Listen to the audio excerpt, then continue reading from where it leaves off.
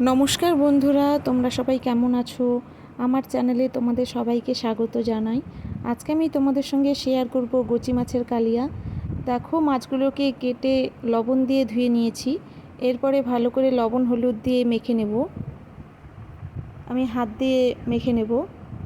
এরপরে কড়াই বসিয়ে দিয়ে তেল দিয়ে দেবো। তেল গরম হয়ে যাওয়ার পরে মাছগুলোকে ছেড়ে দেব। ছেড়ে ভালো করে নেড়ে চেড়ে ভেজে নেব। দেখো, মাছ ভাজাটা ভালোভাবে হয়ে গেছে।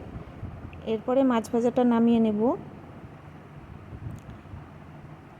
এবার মাছের তেলেই দিয়ে দেব শুকনো লঙ্কা, তেজপাতা আর দিয়ে দেব পাঁচফোড়ন। তারপরে দিয়ে দেব পেঁয়াজ কুচি। পেঁয়াজ কুচি দেওয়ার পরে পেঁয়াজটা একটু ব্রাউন করে ভেজে নেব। ভেজে নেওয়ার পরে দিয়ে দেব স্বাদ মতো লবণ আর দিয়ে দেব হলুদ। লবণ হলুদ দিয়ে কিছুক্ষণ নেড়ে চেড়ে এবার দিয়ে দেবো মশলা বাটা, আদা জিরে লঙ্কা আর দিয়ে দেবো ধনে বাটা। দিয়ে ভালো করে কষে নেব। তারপরে দিয়ে দেবো রসুন বাটা। দিয়ে আরেকটু কষে নিয়ে দেখো তেল ছেড়ে যাবে। দেখো, তেল ছেড়ে গেছে। এবার মাছগুলোকে ছেড়ে দিলাম।